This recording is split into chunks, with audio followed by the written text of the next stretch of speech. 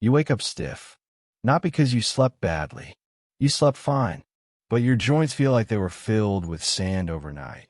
Your hands take a few minutes to work properly. Your lower back aches before you've even stood up. By mid-morning, you're tired in a way that coffee doesn't fix. And by afternoon, that low-level fog in your head has settled in again like it always does. Most doctors will tell you that's just getting older. But here's what they're not telling you. That stiffness, that fatigue, that fog, those are the symptoms of chronic low-grade inflammation. And chronic inflammation isn't just uncomfortable. It is the underlying mechanism behind heart disease, diabetes, cognitive decline, autoimmune conditions, and accelerated aging. Every major chronic illness of modern life has chronic inflammation at its root. And while pharmaceutical companies sell you anti-inflammatory drugs with side effects that can damage your stomach lining, your liver, and your kidneys, ancient civilizations were eating specific plants every single day that extinguish that internal fire naturally. Plants that modern biochemistry has now confirmed work on the exact same molecular pathways as those pharmaceutical drugs, but without destroying your body in the process. Today I'm going to show you 20 of them. Stick around, because number 5 on this list is something most of you are already drinking every morning. But you're almost certainly not using it the way that makes it clinically effective. And number 13, used in Ayurvedic medicine for 3,000 years, specifically for joint inflammation, was tested head-to-head against ibuprofen in a randomized clinical trial. And it matched the drug's effectiveness on pain reduction, without a single one of the side effects. Make sure you hit that subscribe button, because we post new videos every week showing you the healing knowledge our ancestors built their lives around, and that modern science is finally proving right. Now let's get into it. Here are 20 ancient plants that extinguish chronic inflammation, ranked from impressive to absolutely extraordinary. Let's start somewhere familiar, because the first thing I want you to understand about this list is that some of the most powerful anti-inflammatory plants on Earth aren't hidden in a health food store or shipped from a remote part of the world. Some of them are already in your kitchen. And the reason that matters is this. Chronic inflammation doesn't require exotic solutions. It requires consistent daily ones. Plants you can afford. Plants you can access. Plants you'll actually use. Starting with ginger. You already know ginger. You probably had ginger tea. You've seen it in the produce section your entire life. But here's what most people don't know about it. Ginger contains compounds called gingerols and shogales that inhibit the exact same enzymes as ibuprofen and aspirin. The COX-1 and COX, 2 pathways that control the inflammatory response. The difference is that pharmaceutical NSAIDs inhibit those pathways indiscriminately, which is why they damage the stomach lining and cause cardiovascular risk. Gingerols inhibit them selectively, which is why traditional healers could prescribe ginger daily for decades without the side effects that come with long-term NSAID use. Clinical trials confirm ginger reduces inflammatory markers in osteoarthritis, significantly reducing joint pain and stiffness compared to placebo. Multiple randomized control trials, published in mainstream medical journals. The traditional use was simple. Fresh ginger root steeped in hot water every single morning. Not occasionally, every morning. Because the anti-inflammatory effect is cumulative. It builds over weeks of consistent use, the same way aspirin damage builds over weeks of consistent use. Ginger got reduced to a flavor and a nausea remedy in modern Western culture. But the physicians who prescribed it daily for 4,000 years weren't using it for the taste. Think of it as the root that has been on every physician's anti-inflammatory list for millennia. And that's been sitting in your produce drawer the whole time. Turmeric needs no introduction. But here's what most people are still getting wrong about it after everything that's been written and said. Curcumin, the active compound in turmeric, is genuinely one of the most potent anti-inflammatory compounds ever identified in a plant. The clinical evidence is real and substantial. But here's the problem that most people never solve. Curcumin has almost zero bioavailability on its own. When you eat turmeric straight, your body absorbs almost none of the curcumin. It passes through without doing the job. Ancient Ayurvedic medicine solved this problem thousands of years before modern pharmacology understood why. They always combined turmeric with black pepper. Always. And the piperine in black pepper increases curcumin absorption by up to 2,000%. Not 20%. 2,000%. Clinical trials using bioavailable curcumin formulations show reductions in CRP, interleukin-6, and TNF-alpha, the three primary markers of systemic inflammation, comparable to pharmaceutical anti-inflammatories, without the side effects. Traditional preparation was golden milk, turmeric with warm milk or water, black pepper, and raw honey, consumed daily. The black pepper wasn't a flavor choice. It was a delivery mechanism that ancient physicians understood intuitively without the biochemistry to explain it. Turmeric without black pepper is a spice. Turmeric with black pepper is medicine. That distinction has been lost in the modern wellness market.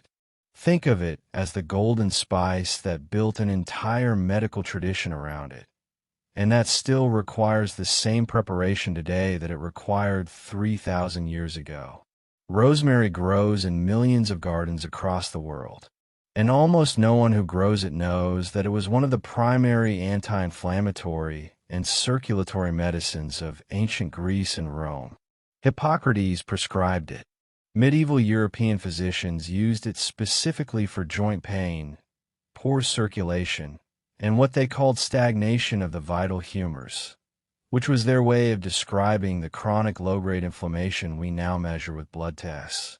Rosemary contains rosmarinic acid and carnosic acid, two of the most potent natural antioxidants and anti-inflammatory compounds identified in any herb. Rosmarinic acid specifically inhibits the production of inflammatory prostaglandins, and has been shown in studies to reduce inflammation in the joints, the respiratory tract, and the gut lining. Clinical research shows rosemary extract significantly reduces inflammatory markers and improves joint mobility in people with inflammatory joint conditions. It also crosses the blood-brain barrier, something most anti-inflammatory compounds can't do, where it reduces neuroinflammation, the inflammation that drives cognitive decline and brain fog. Traditional preparation was rosemary tea, rosemary-infused oil applied topically to arthritic joints, and generous daily use in cooking. Mediterranean populations that use rosemary as a daily culinary herb consistently show lower inflammatory markers than those who don't. Rosemary got forgotten as medicine because it became too familiar as a kitchen herb. Nobody looks at their window box and sees a pharmaceutical. Think of it as the herb that Hippocrates prescribed for joint pain, and that's been growing outside your kitchen window this entire time. Cinnamon is in virtually every kitchen on earth, and virtually no one treats it as the potent anti-inflammatory medicine that 3 millennia of traditional use and hundreds of modern studies confirm it to be. Cinnamon contains cinnamaldehyde and cinnamic acid, compounds that inhibit NF-κB, the master switch that turns on the inflammatory response throughout the entire body. When NF-κB is activated, the body produces inflammatory cytokines that drive every major chronic inflammatory condition. Cinnamon directly suppresses that switch. Clinical trials show cinnamon supplementation significantly reduces CRP, the primary blood marker of systemic inflammation, reduces fasting blood sugar, which drives inflammatory cascades through the body, and improves the endothelial function of blood vessels that chronic inflammation degrades. And here's the detail most people miss. These results come from consuming roughly half a teaspoon of real cinnamon daily. Not a supplement, not an extract, just consistent daily use of the spice itself. Traditional use across the Middle East, Asia, and the Mediterranean was cinnamon added to food and drink every single day. It appeared in the biblical anointing oil. It was traded along the Silk Road as a commodity worth more than gold. Ancient physicians understood its value. We started treating it as a flavoring. Think of it as the sacred bark that wars were fought over, sitting and used in your spice cabinet. And here we are at number 5, the one I told you about at the beginning.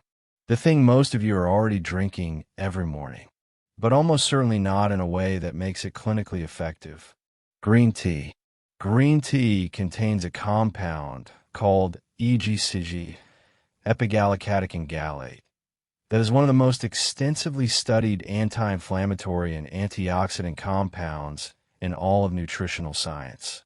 EGCG inhibits inflammatory cytokine production, activates NRF2 antioxidant pathways, and specifically reduces the inflammation in arterial walls that drives cardiovascular disease. But here's the critical detail. The anti-inflammatory effects of green tea are dose-dependent. The research that shows significant results uses the equivalent of 3 to 5 cups per day. A single cup in the morning delivers a fraction of the therapeutic dose. Most people who drink green tea for health are consuming it at a level that produces pleasant flavor and very little clinical effect. Traditional Japanese tea ceremony culture involved consuming multiple servings throughout the day. Every day. That wasn't ceremony for its own sake. That was the delivery of a therapeutic dose distributed across the day, so the compounds maintained active concentrations in the bloodstream. Green tea got misused in the Western world because we adopted the aesthetic without understanding the dosing. 1 cup of green tea in the morning is not what gave Japanese populations the lowest rates of inflammatory disease in the developed world. Daily consistent multiple servings was what did it. Think of it as the ancient medicine that the entire world adopted as a beverage and forgot was supposed to be medicine first. Boswellia is the resin of the frankincense tree. We covered frankincense in an earlier video as one of the most important biblical healing plants. But the specific anti-inflammatory mechanism of Boswellia deserves its own moment, because it is genuinely unlike almost everything else on this list. Most anti-inflammatory compounds work by inhibiting COX enzymes. Boswellia doesn't. It inhibits 5-LOX enzymes, the lipoxygenase pathway, which is a completely separate inflammatory cascade that COX inhibitors like ibuprofen cannot touch. That means Boswellia addresses a form of chronic inflammation that pharmaceutical NSAIDs simply do not reach. The 5-LOX pathway is specifically involved in inflammatory bowel conditions, asthma, and the joint inflammation of rheumatoid arthritis. Clinical trials show Boswellia extract significantly improves symptoms in all 3 of these conditions. Multiple randomized control trials, published in peer-reviewed rheumatology and gastroenterology journals. Traditional use in Ayurvedic medicine was Boswellia resin taken internally for joint pain, digestive inflammation, and respiratory conditions. Burning it as incense was the respiratory delivery method. The same compounds that give frankincense its sacred aroma are the ones doing the anti-inflammatory work in the bronchial tissue. Boswellia got overlooked in Western medicine because it doesn't fit neatly into existing pharmaceutical categories. It works through a pathway that most Western anti-inflammatory drugs bypass entirely. Think of it as the gift the Magi brought, that modern rheumatology is finally starting to prescribe. Tart cherry is relatively recent in the conversation around natural anti-inflammatories. But the clinical evidence that has accumulated in the past decade is striking enough that professional sports teams have been quietly incorporating it into recovery protocols for years. Tart cherries, specifically the Montmorency variety, contain anthocyanins and quercetin at concentrations significantly higher than sweet cherries. These compounds inhibit the same COX enzymes as ibuprofen, but also reduce uric acid levels, which is a specific inflammatory mechanism behind gout, and decrease oxidative stress in muscle tissue after physical exertion. Multiple peer-reviewed clinical trials show tart cherry juice significantly reduces inflammatory markers, reduces muscle soreness after intense exercise by measurable amounts compared to placebo, and reduces the frequency and severity of gout attacks. The traditional use across ancient Anatolia and Persia was tart cherries eaten fresh, in season, and preserved as juice or dried for year-round use. They were valued specifically for joint comfort and recovery. Ancient physicians didn't know about uric acid, but they knew which fruit helped when the joints flared. Tart cherry got overlooked because modern cherry breeding prioritized sweetness for commercial consumption. The Montmorency varieties with the highest anti-inflammatory compound concentrations are the ones that are almost too sour to eat fresh, which meant they were bred out of mainstream food culture. Think of it as the ancient fruit that professional athletes rediscovered, and that ancient healers have been prescribing for joint pain centuries before sports medicine existed. Cloves are the most potent antioxidant of any spice ever measured by the RAC scale. Not the most potent spice, the most potent food. Period. Cloves contain eugenol at concentrations that give them anti-inflammatory activity comparable to aspirin milligram for milligram. Eugenol directly inhibits NF-κB, the same master inflammatory switch that cinnamon targets, and additionally has analgesic properties that explain why clove oil has been used for toothache relief for centuries. Clinical research shows clove extracts significantly reduces CRP and other inflammatory cytokines. Studies on eugenol specifically show it reduces joint inflammation in animal models at a rate comparable to pharmaceutical anti-inflammatories. Traditional use across Asia and the Middle East was cloves incorporated into daily food preparation, clove tea consumed for digestive inflammation and joint pain, and clove oil applied topically for localized pain. Arab physicians in the medieval period specifically prescribed cloves for what we now call inflammatory conditions. Cloves got relegated to occasional holiday cooking in Western food culture. But the spice rack that sits unused most of the year contains one of the most powerful anti-inflammatory compounds ever measured. Think of it as the most potent antioxidant food ever measured, that most people only think about at Christmas. Chamomile appeared in our earlier scripts for sleep and anxiety, but its anti-inflammatory mechanism is distinct and equally important. Chamomile contains apigenin and camozoline, compounds that specifically reduce inflammation in mucous membranes, the digestive tract, the respiratory lining, the skin. This mucous membrane specificity is what makes chamomile uniquely valuable for the kind of chronic low-grade inflammation that drives irritable bowel syndrome, gastritis, inflammatory skin conditions, and respiratory irritation. These are conditions where systemic anti-inflammatories cause more harm than good because they affect the entire body rather than the inflamed mucous membrane specifically. Clinical studies show chamomile reduces inflammatory markers in gastric mucosa, improves symptoms in IBS, and reduces skin inflammation in conditions like eczema and rosacea. Multiple peer-reviewed trials. Traditional preparation was strong chamomile tea, not the barely flavored tea bags in most supermarkets. Genuinely concentrated chamomile infusions using real dried flowers. The Egyptians dedicated chamomile to the sun god Ra, specifically because of its extraordinary healing properties. It appeared in the Ebers Papyrus as a treatment for fever and inflammation 3,500 years ago. Chamomile got reduced to a bedtime tea in modern culture, but it was always medicine first and a calming beverage second. Think of it as the Egyptian solar plant that has been quietly treating inflammation while everyone thought it was just helping them sleep. Omega-3 rich plants deserve a spotlight separate from fish, because while most of the conversation about omega-3 fatty acids focuses on fish oil, the plant world has its own extraordinary sources, and the ancient use of these plants predates fish oil supplementation by thousands of years. Flaxseed, chia seed, hemp seed, walnuts. These were not health food trends. They were daily staples in ancient diets across every civilization that grew them.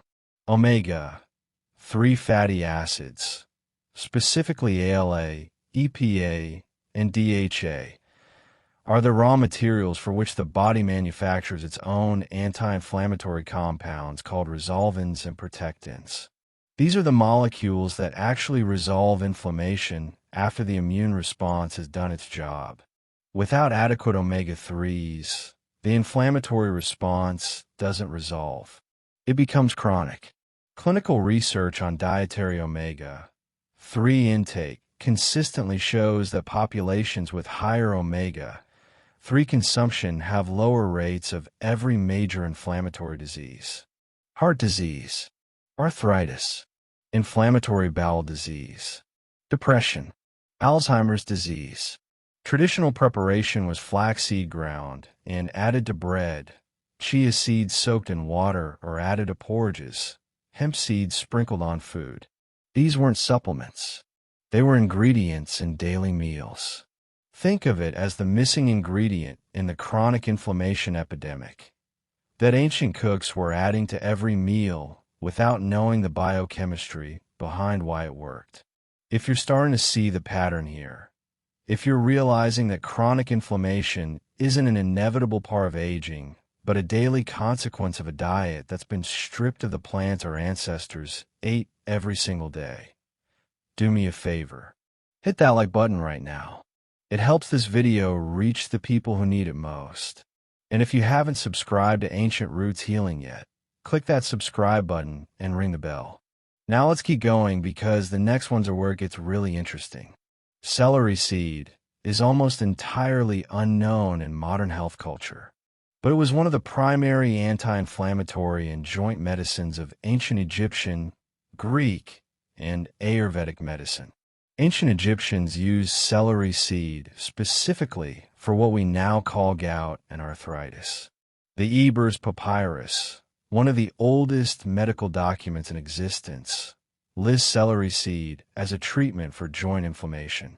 Celery seed contains compounds called phthalides and flavonoids, including luteolin and apigenin, that have been shown in clinical research to reduce uric acid levels, inhibit inflammatory prostaglandins, and reduce the inflammatory activity in joint tissue. A clinical trial published in a nutrition journal showed celery seed extract significantly reduced joint pain and stiffness in patients with rheumatoid and osteoarthritis compared to placebo. Traditional preparation was celery seed tea, or the seeds ground and used as a spice in daily cooking. They have a strong, earthy flavor that ancient cooks used the same way modern cooks use cumin. Celery seed got completely forgotten in Western herbal medicine, despite being one of the most documented anti-inflammatory herbs in ancient Egyptian and Greek texts. The plant itself became a salad vegetable. The seed became a flavoring for pickles. The medicine disappeared from memory. Think of it as the joint medicine that ancient Egyptians wrote about 3,500 years ago, and that modern rheumatology research is quietly confirming. And here we are at number 13, the one I told you about at the beginning, the one tested head-to-head against ibuprofen in a randomized clinical trial. Willow bark. The bark of the white willow tree has been used as a pain and inflammation remedy for over 3,500 years. Ancient Egyptians used it. Hippocrates prescribed it in 400 BC. Medieval European physicians prescribed it for fever, joint pain, and headaches throughout the centuries. And here is the history that changes how you understand aspirin. In 1897, chemists at Bayer synthesized salicylic acid, the primary active compound in willow bark, into a more stable form they called acetylsalicylic acid. They named it aspirin. Aspirin is a direct chemical derivative of willow bark. The drug that has been in every medicine cabinet in the world for 120 years began as a tree bark. But here is what the pharmaceutical version lost in the synthesis. Willow bark contains not just salicin, the precursor to salicylic acid, but a complex of other flavonoids and polyphenol that work alongside salicin in ways that the isolated synthetic version cannot replicate. Clinical research shows willow bark extract works as effectively as aspirin for pain and inflammation in certain conditions.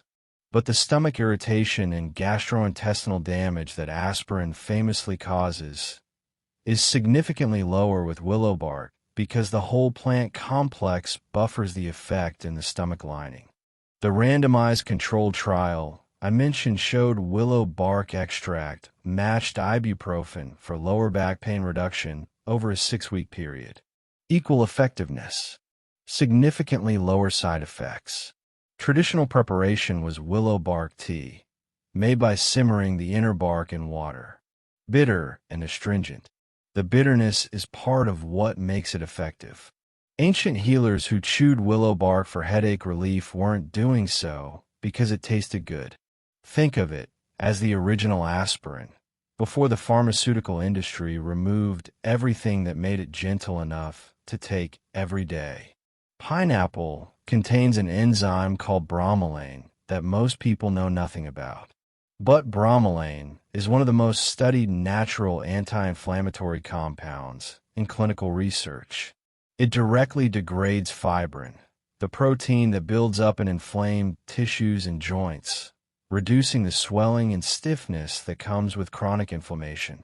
It also modulates immune cell activity and reduces the production of pro-inflammatory cytokines. Clinical trials show bromelain supplementation significantly reduces joint pain and swelling in osteoarthritis, reduces post-surgical inflammation more effectively than some pharmaceutical protocols, and improves the bioavailability of other anti-inflammatory compounds when taken alongside them. But here's what most people don't know. The highest concentration of bromelain in pineapple is not in the flesh. It's in the core and the stem. The hard central core that most people discard when cutting pineapple contains the most medicinally concentrated part of the fruit. Traditional use across Central and South America was pineapple consumed regularly, including the core, and pineapple core preparations used as topical treatments for inflamed tissue and wounds. Bromelain got turned into a supplement specifically because the food industry bred out the core consumption habit. Everyone discards the core, so the medicine disappeared into the bin with it. Think of it as the part of pineapple you've been throwing away your entire life, that contains the most powerful anti-inflammatory compound in the fruit. Frankincense got its own section in our Biblical Plants video, but its anti-inflammatory specificity for the digestive tract deserves a dedicated spotlight that we didn't give it then. Boswellia, the resin of the frankincense tree, has been shown in clinical trials to be as effective as a common prescription drug used for Crohn's disease and ulcerative colitis. Not comparable, as effective, with a significantly safer side effect profile. The specific mechanism involves boswellic acids that inhibit 5-LOX, the lipoxygenase pathway responsible for the specific type of inflammation in the gut mucosa that drives inflammatory bowel disease. Standard NSAID drugs cannot touch this pathway without causing their own gastrointestinal damage. Boswellia specifically targets it. 3 separate randomized controlled trials have confirmed Boswellia's effectiveness for inflammatory bowel conditions. The evidence is so strong that a standardized Boswellia preparation is licensed as a botanical drug for Crohn's disease in Germany. Traditional Ayurvedic use was Boswellia resin, taken internally as a daily supplement for digestive health and joint inflammation. The ancient preparation is identical to the modern clinical formulation. Think of it as the resin that got licensed as pharmaceutical medicine in Germany, while still sitting on health food store shelves being treated as a supplement. Quercetin is a flavonoid found in high concentrations in onions, capers, berries, and apple skins. And it is one of the most comprehensively studied natural anti-inflammatory and antiviral compounds in modern research. The reason it appears in so many plants is that it is one of nature's primary defense compounds. Plants produce quercetin to protect themselves from oxidative stress and pathogens. When we eat those plants, we receive those same protective benefits. Quercetin inhibits inflammatory histamine release, making it one of the most effective natural compounds for inflammatory allergic responses. It inhibits NF-κB, reducing systemic inflammatory cytokine production. And it has been shown to inhibit viral replication through mechanisms that have made it a significant subject of research since 2020. Clinical trials show quercetin supplementation reduces inflammatory markers, improves respiratory function in people with inflammatory airways conditions, and reduces the severity of allergic inflammatory responses. Traditional use was simply eating the plants that contain it. Onions every day, apples with the skin on, capers as a regular condiment, berries in season. These weren't wellness trends. They were daily food that happened to be delivering therapeutic doses of one of the most potent natural anti-inflammatory compounds ever studied. Think of it as the compound that is everywhere in traditional diets and almost nowhere in modern processed food, because processing removes it along with everything else that made the original food medicinal.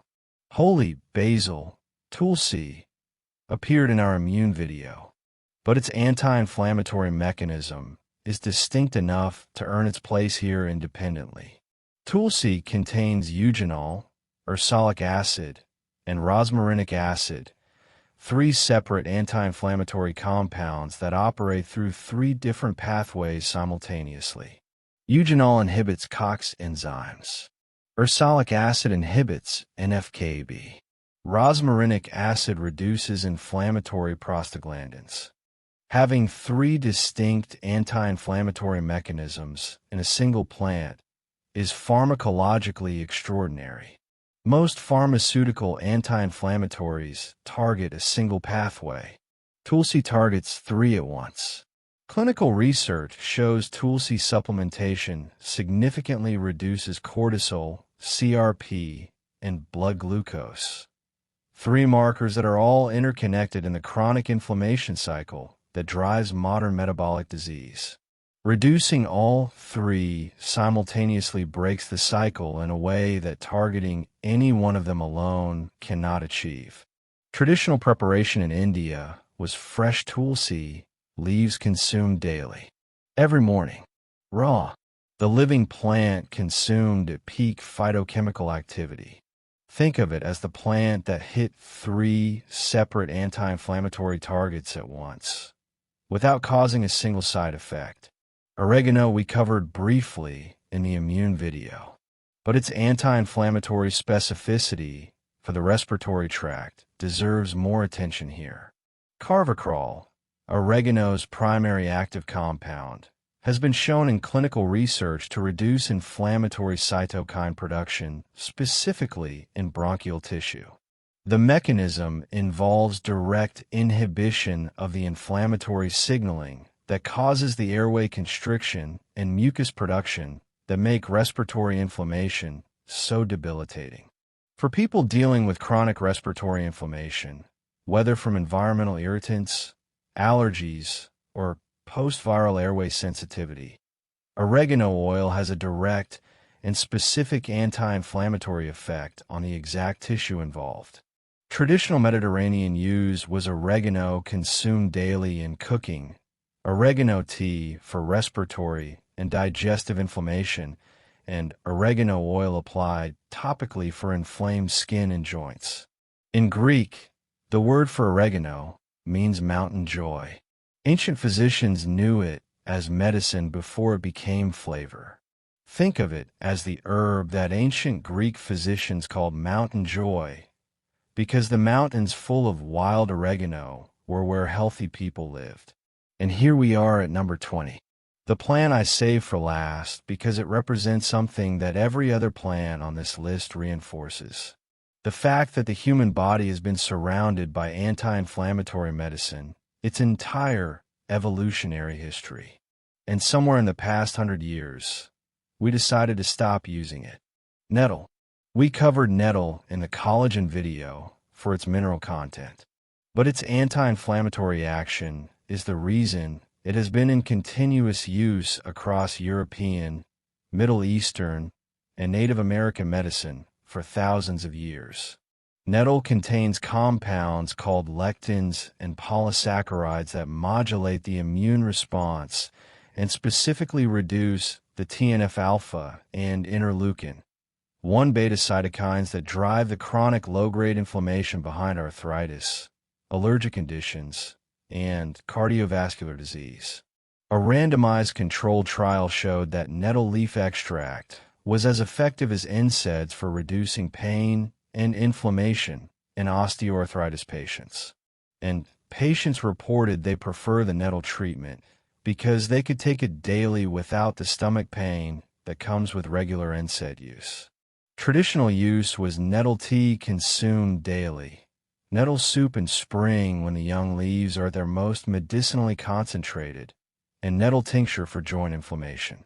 The sting that makes wild nettle so memorable is itself an anti-inflammatory injection. The formic acid and histamine in the sting cause a local inflammatory response that paradoxically activates local anti-inflammatory mechanisms in the surrounding tissue. Ancient healers used to intentionally sting arthritic joints with live nettles. Modern clinical research has confirmed this practice, called urtication, actually works. Nettle got forgotten as medicine because it grew wild and free. It stung people who encountered it accidentally, and it couldn't be packaged and sold at a premium. But for the communities that never stopped using it, it was never a weed. It was the pharmacy that grew at the edge of every field. The most important thing I want you to take from this video is not a list of plants to buy.